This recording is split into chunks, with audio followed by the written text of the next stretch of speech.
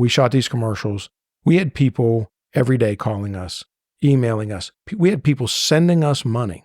They would send me a check, leave it blank for $100, let's say. And they would send it with a letter so that we would donate to the Humane Society of our choice or the Rescue Society of our choice in their name. Welcome to the Tip the Skills podcast, where we discuss running and growing your law firm. I'm your host, Maria Monroy, president and co-founder of LawRank. Today, I am joined by Dino Colombo. You do something that's so neat, Dino. I don't think I've ever seen this. So Dino only advertises for truck accidents. Correct. Although they handle all types of PI cases. They've been doing this for 7-8 years. Correct. And it's actually worked out really well. So we'll get into the details of that.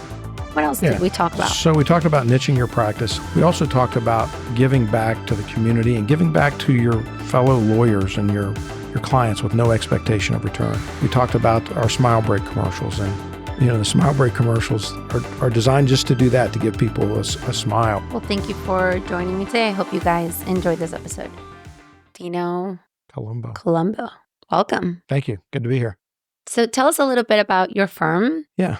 And then we'll go from there. Right. So my name's Dino Colombo, and I grew up in Morgantown, West Virginia. Actually, I grew up in Bridgeport, West Virginia, but I live in Morgantown. We have an office in Morgantown and an office in Columbus, Ohio. We primarily handle trucking cases almost exclusively, probably for the last 15 years, and or other, complicated high-end personal injury cases, which end up being mostly truck cases. Okay.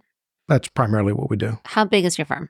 We have 7 lawyers now. For just trucking accidents? For just trucking accidents. That's crazy. Yeah. So I think that's a lot of people's dream. Well, I think it is, and we are marketers. So, we're here today at the Big Truck and Auto Summit, you and I are, and, I speak at these events throughout the country, but we are primarily a firm that advertises. So in our area of West Virginia and in Ohio, I'm on TV, I'm on the billboard, I'm on the internet, we're kind of everywhere. And so we get referral cases, but we are primarily get our cases directly from the consumer, because I'm absolutely convinced, you're in the internet marketing world, I'm absolutely convinced that we are direct to consumer, and that's the way people are consuming their advertising and getting their people. They're no longer going to their family lawyer, and the family lawyer then sends them to somebody who specializes in trucks, for example. So we are direct to consumer advertisers on all media markets. But you don't advertise for general PI like most We do not. advertisers. You actually advertise for truck. 100% of our marketing dollars is through an advertising campaign that we call Hurt by a Truck. Okay. And so 100% of our advertising dollars on every single media platform involves Hurt by a Truck. So let's back up for a minute. When did you start the firm? We started the firm. We've been in business for 23 years now. Amazing. Congrats. Yep. And how long ago did you decide to commit to only advertising for trucking? Yeah, commit to only advertising for trucks probably about 7 years ago, maybe 8 years ago. That's a hard decision to make. Oh, right? I bet. Yeah. in fact, I don't know anybody else who has made that commitment. There are lawyers, we both know them, Yep. that commit to that on a referral basis. But they don't advertise. But they don't spend the marketing dollars on that. Where we spend 100% of the money on Hurt by Trucks and that ad campaign, and we recognize that we may not get the dog bite, the slip and fall, the med mal, the run-of-the-mill car accident case, right? We understand that. But the reality is we would rather have fewer cases that are better cases at the end of the day. And I think now that we're 7-8 years into this campaign, it's actually a true statement. And on top of that, we're still getting those other calls. So let's back up for a second. So if we go back pre this huge commitment that you made to switch, what were your numbers like? Like how many active cases did you have? What was your average fee? That's a good question. Prior to this, we were a smaller law firm. And the truth is, as our success grew, our marketing budget grew. I think it's hard to scale and to really grow in a meaningful way and to be able to grow at a consistent rate. Sure. And so as we became more successful and as we added to that advertising budget, our case count continued to rise. And as I said, while we have committed 100% of our marketing dollars to trucking cases, we are still getting the dog bite case, the regular run-of-the-mill car accident case, the med mal case. And the reason I believe, and this is self-serving and a little bit arrogant to say, but I think we are trusted people in the community. They know us. All right. You don't think it's also that people just kind of assume, like, if you're a truck accident lawyer, you're just an accident lawyer? I think so. I think that's true. But I think at the end of the day, credibility and authenticity wins the day. Okay. You can have the glitziest commercial that you can think of and have all the bells and whistles. But if you're not authentic and don't maintain that credibility, I don't care what you spend on it or how often people see it, they're not going to call you. Some of them will, but not a lot. And so what I think is, hopefully, as I said, maybe this is a arrogant statement, and it absolutely is, but hopefully it is our authenticity and our credibility that drives people to call us, whether it's a truck case or whether it's some other personal injury case, right? So what is it about your campaigns that you consider to be authentic? Because I think it's difficult to be an authentic person. And I was just talking to someone else about this on the podcast today. I think it's even more difficult to be authentic as a firm because that's a whole other layer. And then that goes into culture and client experience, and it goes into so many other things, right? So I want to hear about what you believe makes your advertising authentic, but then I want to go back to numbers. Okay. So I'm going to circle back to that. Yeah. We do something called Smile Break commercials. In 2019, in August, I shot these commercials, and we did maybe, I don't know how many, but they were going to run for purposes of the election, right? That people would be so tired of hearing Trump versus Biden, which was the election at the time, that I wanted to run a Smile Break commercial where it was me with dogs, me with babies, me with puppies, me with kids. Okay. I like it. All right. And I would just say, I bet everybody's tired of the Smile Break I bet everyone's tired of all these political ads. So here's a Smile Break. Okay. And that's what it would show. Well, not having any idea that there was a pandemic coming. So then the pandemic hits in March of 2020. So I repurposed those commercials, reshot the front end of them and said, with everything that's going on right now, I think everybody needs a Smile Break. And we shot and we played those commercials. We didn't ask for anybody to call us. We didn't talk about truck accidents. We just played these commercials. They were like viral. If there's a viral legal ad, that was it. We had thousands of people calling us. And this was your idea? Yes. And so myself and our marketing company, Network Affiliates in Denver. And so we shot these commercials. We had people every day calling us, emailing us. We had people sending us money so that we would donate to the Humane Society of our choice or the Rescue Society of our choice in their name. Okay. It was crazy. But where did the donation thing come from? They would send me a check, leave it blank for $100, let's say. And they would send it with a letter and they would say, please make a donation to the charity or to the dog, the pet Humane Society thing of your choice. And I would do that and I would send it and I'd copy them on it so that they knew what happened and they knew that it was done. I'd make the check payable to myself, of course, to the Harrison County Humane Society for $100. This is crazy. And so we did that for like 6 months, something like that. And so the debate in our office, though, was as the pandemic kind of wound down a little bit, our calls were going to crap. They were going to shit, right? Maybe it was a reminder. Well, it was the fact that we didn't have a call to action. It was the fact that we were not telling people we were truck accident lawyers. It was the fact that we had kind of lost our way as the pandemic, for example, as the pandemic kind of wound down, as the whatever you think of the vaccination, as the vaccination ramped up and people kind of were starting to get back to their life, we kept running those commercials, which was the wrong thing to do. And so what we did is we finally switched back to our standard commercials, standard truck accident commercials, standard call to action commercials, and our calls went right back up.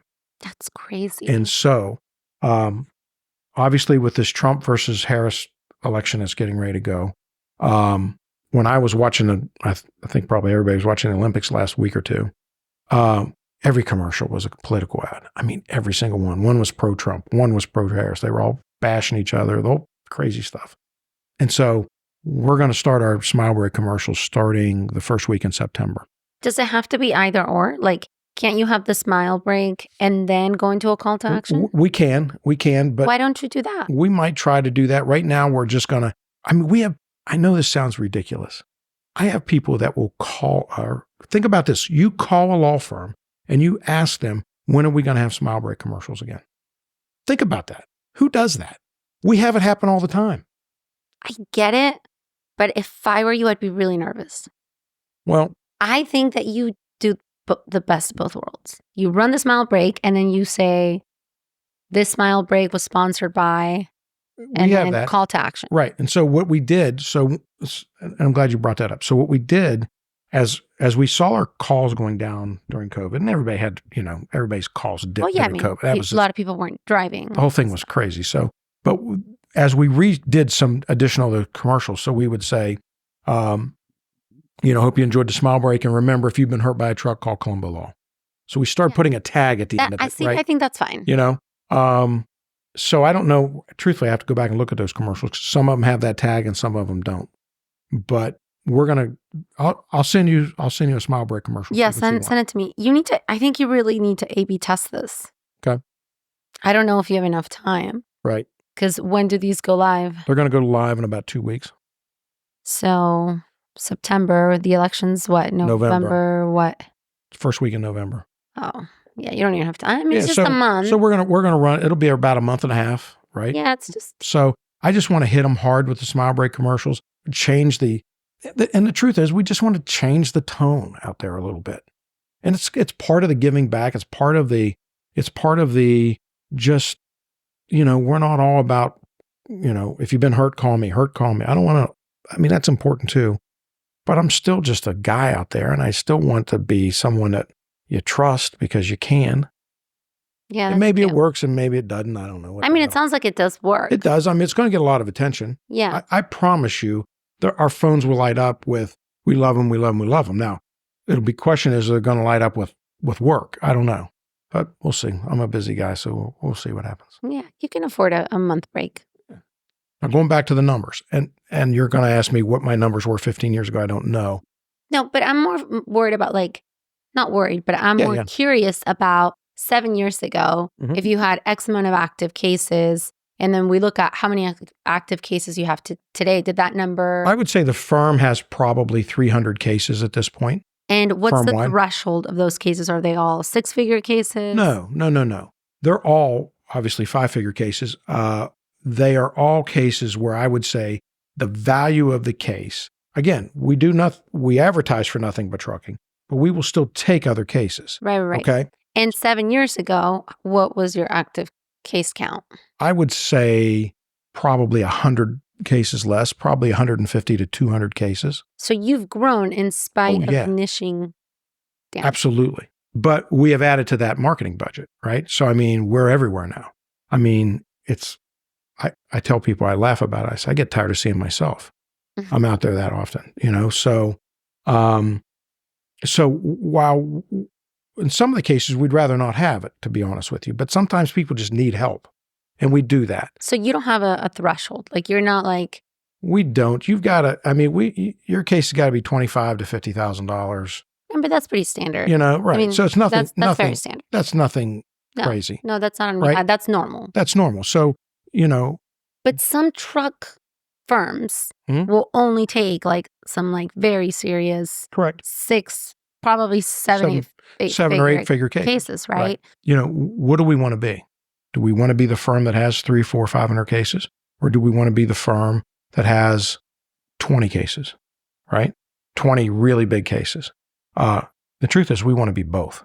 And we think we can be both. I think that is the best way to go about it, because the problem with being the firm that only has 20 cases, you have to be Joe Fried. I think you really have They have to come from referrals. Well, and here's the thing. The referring law firms are also paying a fortune. That's their marketing. That's their budget. That's their right? budget. Like, right. So the referral firm will say, well, we don't have a marketing budget. We don't advertise. that's complete bullshit. That's bullshit. I say to them all the time, I'm like, what are you, like, I do the math for them. I'm like, and what are you paying? 30 to 50%. Okay, well, that's literally your budget. No question about it. It's less risk. They're not spending it up front. That's true. Right? I would say a lot of the referral lawyers have maybe more risk than I do. And here's why. Because they are typically getting the high damage case that liability is questionable. Okay? Because the referring lawyer on an easy rear end truck case where someone's been killed, let's say, they're handling that themselves. They're settling that case for policy limits and going on. The referring lawyers are getting the higher risk case, big damages, okay, but higher risk case because liability is in question. That's why you bring in a Dino Colombo, Joe Freed, a Satch Oliver, whoever it might be, someone who specializes in this kind of thing because we know the ins and outs of the trucking business. But the risk is higher because liability is often questioned or is an issue in the case. The other thing that I think that helps us with authenticity, and I preach this all the time because I talk on some marketing issues, is we try to, I know this sounds so corny, but we try to give to people without any expectation of return. Okay? And that's hard. That's really hard. That's hard. But it comes back. It does. I think if you believe that that's how energy works, I don't think it's hard.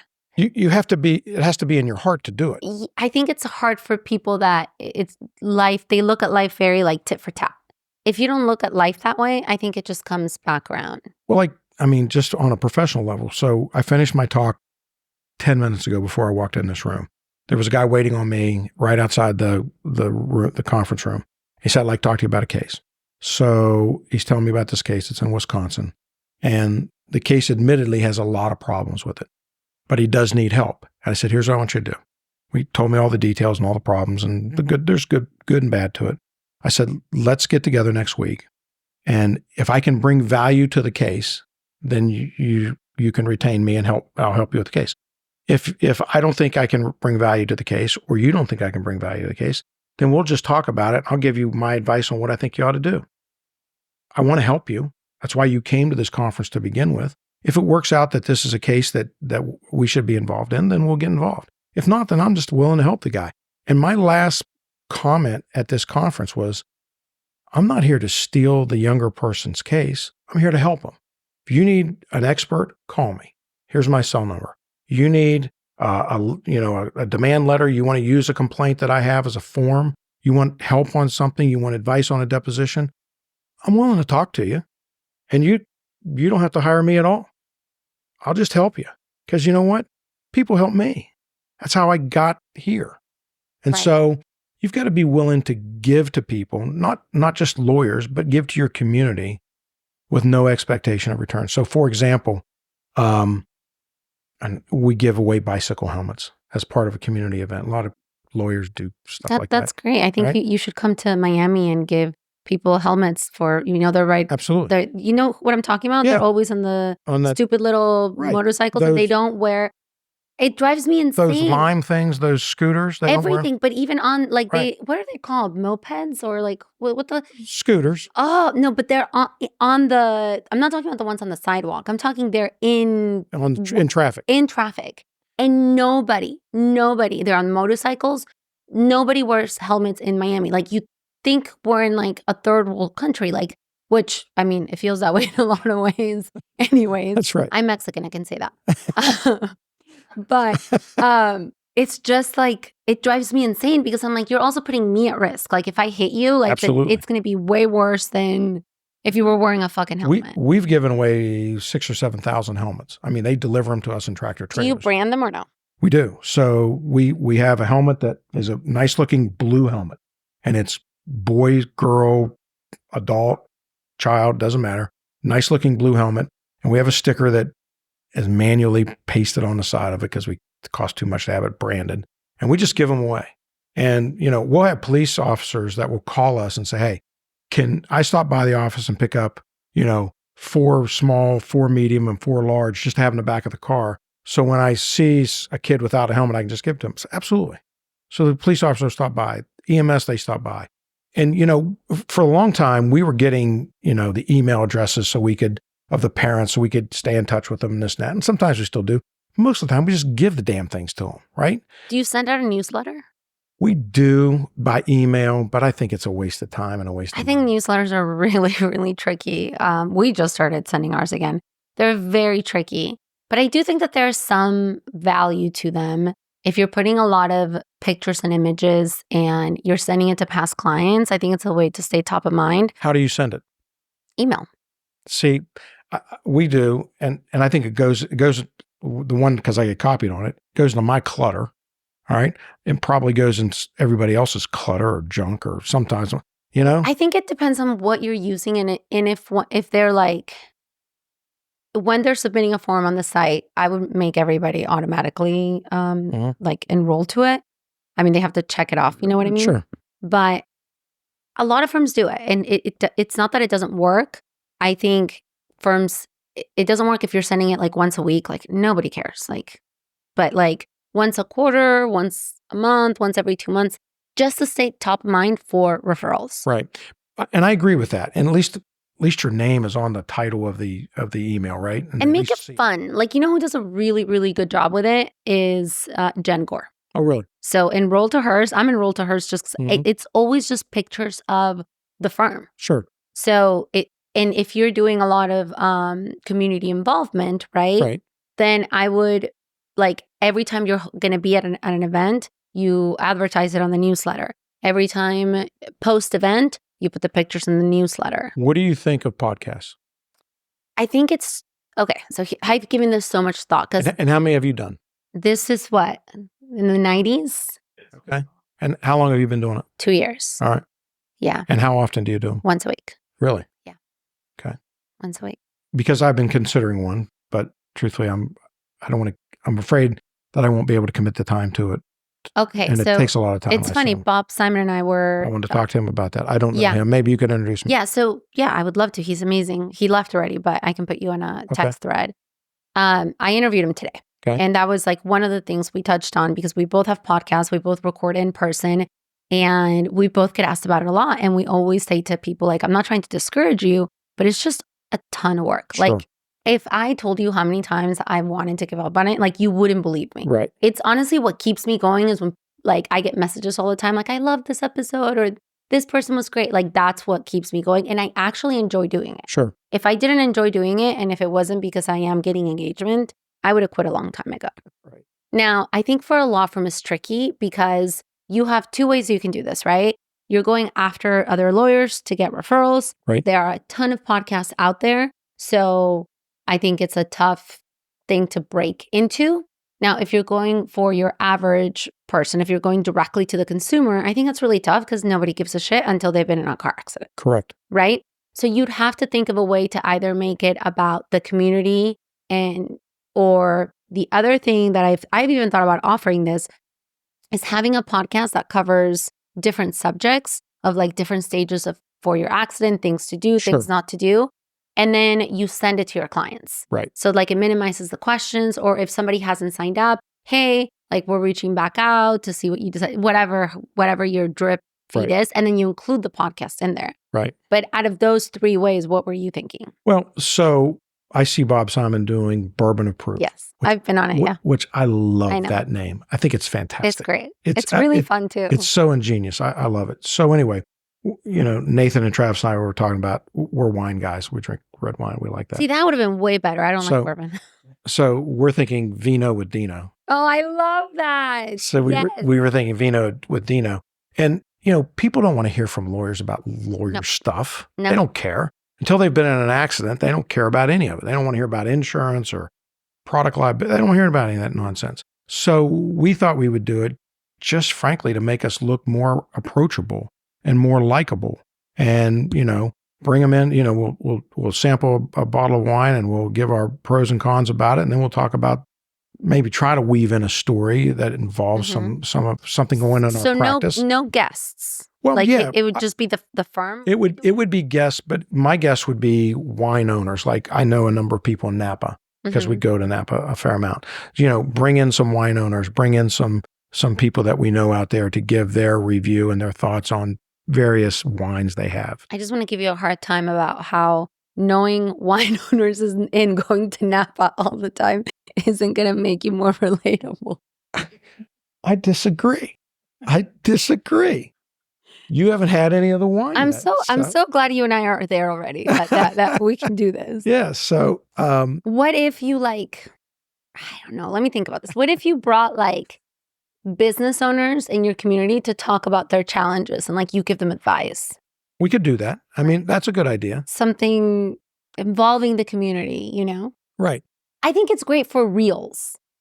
Okay. Reels, TikToks. Sure. If you do this, even with whoever you do, a wine owner, whatever, right? Right. I think cutting those clips and putting them on social so that when your community follows you, it's like you're doing something cool and exciting. Sure. I like that. Okay. That I like.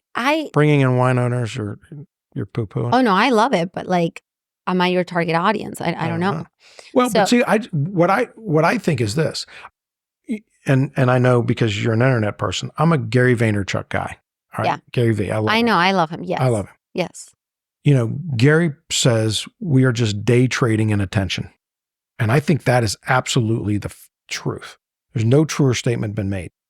As advertisers, we are day trading in attention. Today it might be TikTok, tomorrow it might be back to Billboard, all the stuff, right? So whatever it is that gets attention, all right? So somebody might say, well, this Colombo guy, he's palling around with wine owners from Napa. He's some hoity-toity guy. He doesn't relate to me. They're still watching. Oh, but right? but the thing is that nobody can relate to Kim Kardashian, but everybody watches her. Correct. So I don't think it's about you being relatable. I think it's about you getting attention. Right. That I agree with and can get behind that concept. Right. Right. So, for example, John Morgan, a lot of people in my position don't like the Morgan & Morgan thing. Yeah, I know. I love it. I think the guy's brilliant. I think he's courageous. I really do. Oh, no, he's changed the space. He's changed the space. Yeah. And you would be foolish not to be paying attention to what he's doing. Oh, I know. All right. So, the whole size matters. Right. So the size matters thing. Yeah. So John was doing billboards with college football players through the NIL stuff, right? So he would get a football lineman on the billboard and size matters. And so somebody said, well, wouldn't you be afraid that billboard, that young man would do something stupid, get a DUI, hit his girlfriend, do something that he shouldn't do, and now his face is on with your name on a giant billboard. See, John doesn't care because all John wants you to do is look at his billboard and not mine. Right? He doesn't care. I mean, he cares what that young man does and hopefully won't do anything. But the reality is he's day trading in attention. He doesn't care. He wants you to look at his billboard, not my billboard. Mm-hmm. Right? No, he does a great job. He does a had one fantastic job. in LA that I almost died. I was like, this is oh my God, how did no one think of this? Law, land. Right. Land. My God. I was just like, this is amazing. He was defacing his own billboards. Did you see that? Yes. Right? Yes. And the fact that we are even talking about it tells you how effective they are. Yeah. No, he's brilliant.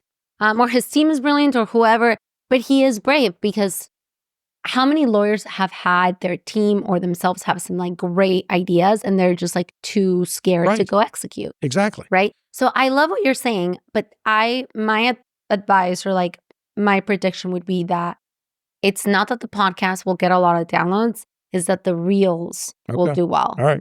I would do it more for the reels. And I'll tell you something. I do this for the reels. Right. Not for the downloads. Right. Because so many people see the reels. Very few people in comparison are downloading the episodes. Sure. No, right? absolutely. And people pick and choose what they download, right? Absolutely. So I think for the reels, because this is where everybody just fucks it up. They go and they do social media and they're not authentic. They're trying to be someone they're not. They're talking about car accidents too much. Right. If you go on social media and you're posting about drinking wine and you have a brand, right? People know who you are. And then every 10th video, you talk about how you're a truck accident lawyer. Sure. Perfect. Right. Just perfect. What I'll do is, we're really thinking about shooting one. I'll send it to you before I even post it. You give me your critique. I'm not an expert here, but I'd love to. You've done 90 of these. I've done 0. Okay. That's true. All right. And we'll send it to Bob too. Yeah, we'll see what absolutely. Yeah. And so, but I thought Bob's, bourbon of proof was brilliant. I think it's very well done. His setup. Yeah. Because he records it in different places. Right. So it's not he has a studio, But when sometimes he doesn't record in his studio, and they always try to get the setup to look similar, similar like look and feel. But I think it's brilliantly done. I love the name. I think it's just great. I really do. Vino with Dino. Vino with Dino. I like it a lot. So this is a little fun fact. I do have an import wine company where we import wine from Italy. Really? Yeah. That's amazing. It's fun. That's way better quality wine than the shit we have here. Yes and no. You don't think that they... It depends on what wine you're drinking. Okay, sure. I just mean in general. I would say to a certain extent, it's very different. Okay? I just don't trust the U.S. standards. So, but we've been importing wine from Italy and Sicily for about 15 years. That's amazing. I'm jealous. It's fun. And that sounds fun. Yeah. So my family is from southern Italy. And in West Virginia, where I grew up, there's a lot of Italian families in West Virginia, believe it or not, because they recruited them back in the 20s and the early teens, 1900s, to come and work in the coal mines and the glass factories in West Virginia. So all of the families, not all of them, but the vast majority of families in West Virginia that are of Italian descent came from one small village in southern Italy called San Giovanni. Okay. Mm-hmm. And so we would go to San Giovanni just to see where our ancestors were from, and had this wonderful wine, but it was never being imported in the United States. So two other lawyers I know, John Angotti and Dave Straffus, very close friends of mine, they said, hey, why don't we start our own import business and start importing whatever wine from Italy we want? And do you sell it here? Yeah. And so I said, that's bullshit. We're never going to do that. I'm too busy. I don't have time to mess with that. Long story short, 6 months later, we had a federal import license. And so we have been importing wine from all through Italy, from Tuscany, from Piedmont, from Sicily, from Calabria, all over Italy for 15 years. And so we sell it only in West Virginia, just frankly, because it's easier. Because you have to sell, we are the importer. We have to sell it then to a distributor who then sells it to a retailer. Mm. And so we've been doing that for a long time, and it's been fun. And so there's in Verona, Italy, there's the largest wine show in the world called Vin Italy. And like 20,000 different wines are sampled there for over about a 4-day period. If you get a chance, Verona, first of all, is fabulous. And if you get a chance to go to Vin Italy, it's fantastic. Yeah. So anyway. All right. Well, this was fun. I enjoyed it. Thank you for having me. Thank you so much to Dino for everything he shared with us today. If you found this story valuable, please share it with someone you want to see succeed. Subscribe so you never miss an episode, and leave a 5-star review. It goes a long way to help others discover the show.